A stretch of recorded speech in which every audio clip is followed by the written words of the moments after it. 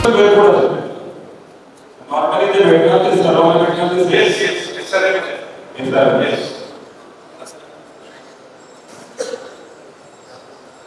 तुमचा जो प्रश्न आहे बघायचा की एसआरएफ मध्ये मिनिमम 300 स्क्वेअर मीटर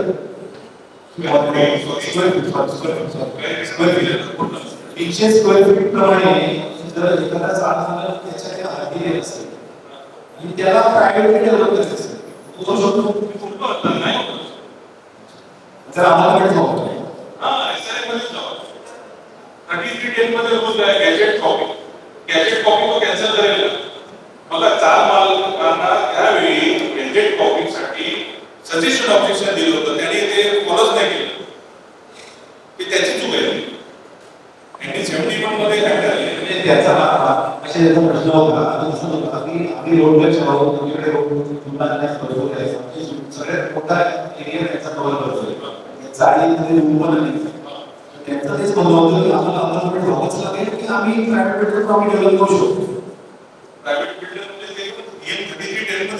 नियमाप्रमाणे गरज नाही एसआरपी घ्यायची स्लम ऍक्ट आहे का स्लम गॅजेट मध्ये आहे का सीडीएस नंबर सीडीएस मध्ये आहे स्लम गॅजेट मध्ये आहे का तर तुमचा स्लम मध्ये आमची दोन चाळी आहे एक तर वरची चाळ ऑलरेडी प्रायव्हेट आहे फ्रंट चाळ आहे चार मार्किंग तिथे आहे आणि तो डेव्हलप आहे मेन ऑलरेडी बिल्डर भरपूर येऊन गेले ते चार मार्किंगला भेटून पण गेले सर्वांना विषय माहिती आहे कुठे बाग मारे चौक तिथे कुठला राजवाडी मसाल्याच्या मागे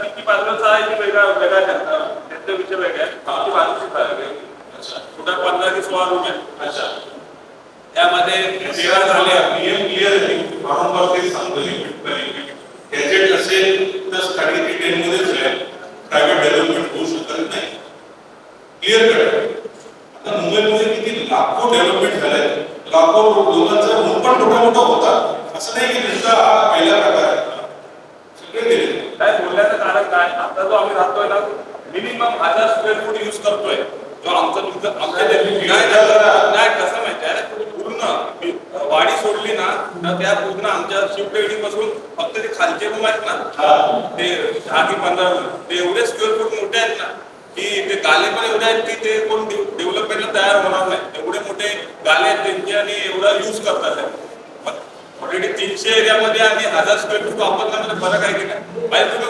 डोळ्याने बघितलं तर समजेल की ते तयारच होणार नियमच असं आहे काय माझ्या हातात नाही बोलण्याचं कारण तुम्ही पण तर राहत असाल तिथे त्या गोष्टीला तयार होणार मला कळते असे मोठे रूम झाले जे सरळ आता समजा त्या दुकानवाल्यांना लाख रुपये भाडं भेटत आहे तर ते 250 स्क्वेअर फूटच्या ह्याच्यामध्ये येणारच नाही ते बिल्डरचं लुकआउट आहे असं त्याला सेटल करायचं ऑलरेडी ते 1000 स्क्वेअर फूट यूज करतात आणि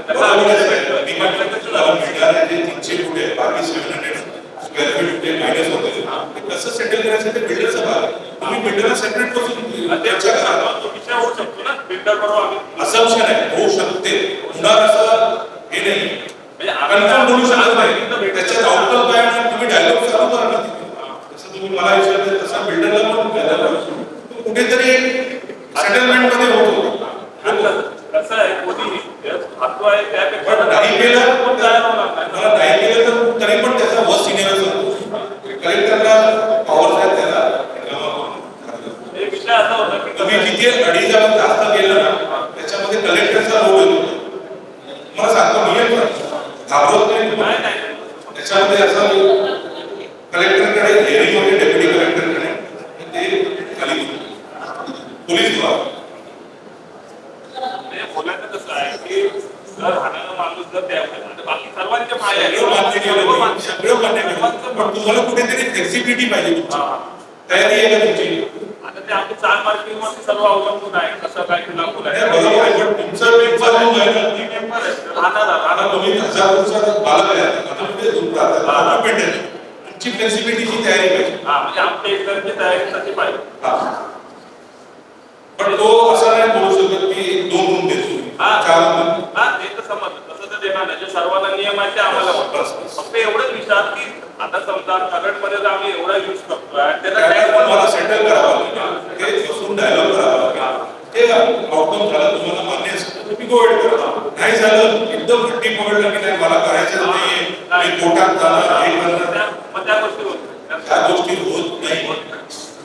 तुम्हाला आजच देतो ना, त्याच्यामध्ये पैसे वाया पडू नका. चांगल्या पद्धतीने डायलॉग करा. मला मागणी आमची एकी आहे. आमची पण कसं आहे, चार मार्क कसं प्रत्येक जण कोणाकोणाचे कान भरतो. इकडे एवढा आहे, कसं आहे, कसं आहे. त्या हिशोबाने त्याच्यासाठी सेमिनार आहे ना, त्याच्यासाठी सेमिनार क्लॅरिटीसाठी. नाही फक्त ना तुम्ही माझ्या टेक्निकमध्ये फक्त जी रोड साईड आहे ना, ती ह्या गोष्टीला खूप तयार म्हणजे कोणी तुम्ही पर्सनली गेलात ना कोण तयार होत नाही का, की त्याच गोष्टीमध्ये तयार होत नाही की युजेबल एरिया जो आता करंट मध्ये आहे तो एवढा आहे की त्या लोकांना बिल्डिंग आणि कुठल्या गाल्याची पण गरज नाही सध्या. म्हणजे करंट जो चाललाय स्टेटस हे तर काय नाही, आम्ही तिथं राहायला धारावीमध्ये जाऊन बघा, तुमच्यापेक्षा मोठे मोठे लोक ते कसं डेव्हलप होत आहे. नाही आपण तिथं असं नाही म्हणतो की तुमचं चूक आहे, डेव्हलपमेंट हा नेसेसरी आहे. सरकारचा म्हणजे टॉप प्रायोरिटी आहे डेव्हलपमेंट. मोठ्या तुम्ही करता बरोबर आहे, पण डेव्हलपमेंटला तुम्ही काय कुठेतरी कॉम्प्रोमाइज करावं लागतं. पण कॉम्प्रोमाइज होतो काम पण तयारी पाहिजे, मनस्थिती तयारी पाहिजे.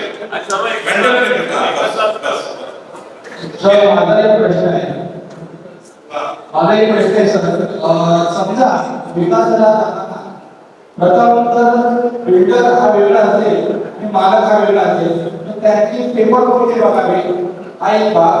दुसरा असा भाग आहे की मालक आणि बिल्डर हा एकच आहे, त्यांचे पेपर काय पडताळणी करावी हा दुसरा भाग. दुसरा भाग आमच्याकडे एसआरपी कॅम्प आहे, त्याचं काही विकासादरम्यान कोणतं काय करण्याची गरज आहे किंवा नाही ही शाखा काय असेल. चौथा आहे की एसआरएला किती एमएसए मिळतो बिल्डरला. चार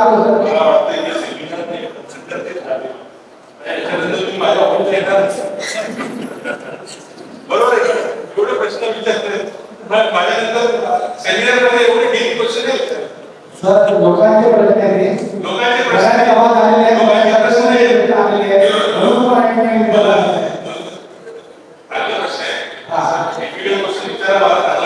आणि सर हे लोकांचे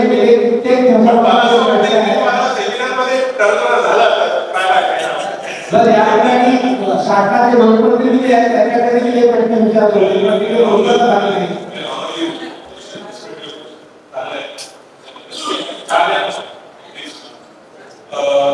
जॉईंट व्हेंचर जे असतो ना त्याच्यात जॉईंट व्हेंचर झालं स्कीम मध्ये तर त्याला चेंज ऑफ डेव्हलपरसाठी 5% त्याला भरावा लागेल. डेव्हलपर जो जॉईन होतो तर ही स्कीम महाग आहे, जॉईन होत नाही. म्हणजे प्रकार बघितले ते रूल वापरतात की जॉईन झालं, स्कीम सबमिट झाली आणि मध्ये जॉईन होतो. बरोबर आहे. त्याला 5% बीएमसी घेते बिल्डअप एरिया. एवढं बिल्डअप एरिया त्याला मिळणार नाही, त्याच्यावर 5% मिळेल भरावा लागेल तर ते ऍड होतो. हे प्रकार झाले अगोदर म्हणून हे नवीन आहे. दुसरं प्रॉपर्टी ओनर आणि डेव्हलपर त्याचे जे कन्व्हिन्स डीड आहे, कन्व्हिन्स डीड रजिस्टर्ड पाहिजे ते मालकासाठी. आता होल्डर ओनर जर त्याचा कन्व्हिन्स डीड रजिस्टर्ड पाहिजे त्याच्या अनुषंगाने प्रॉपर्टी कार्ड त्याचा स्थापना करावा लागतो. बस. आणि एफएसए रोड बिल्ड एफएसए जेवढं मोठा रोड असेल त्याचं जास्त FSA density road 12 metre road असेल तर 4 एफएसए बनतात, 4 ते 5 एफएसए बनतात. थँक्यू.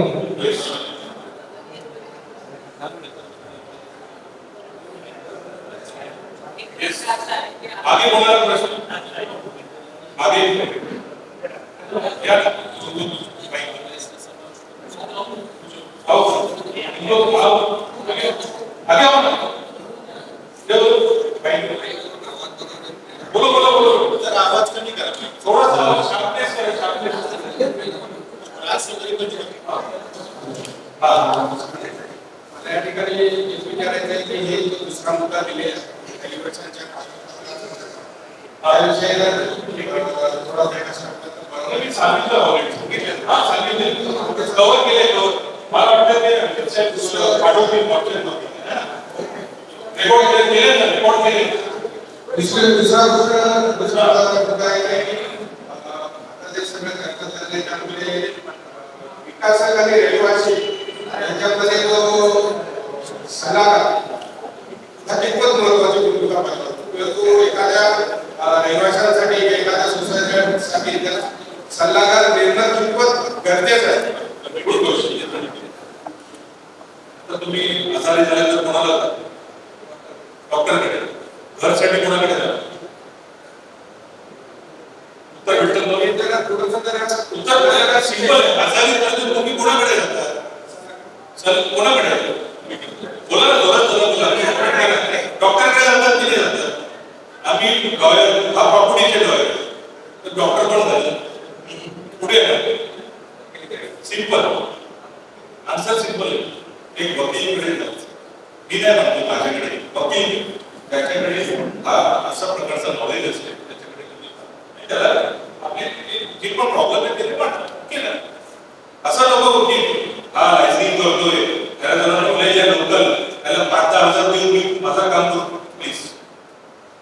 एवढं चांगलं सेमिनार केलं, एवढं खर्च केले, म्हणजे हा असा प्रकार नको की तुम्ही काय कोणाकडे विश्वास देऊन आपण त्यामध्ये प्रॉब्लेम मध्ये अजून प्रॉब्लेम मध्ये प्लीज करू नका.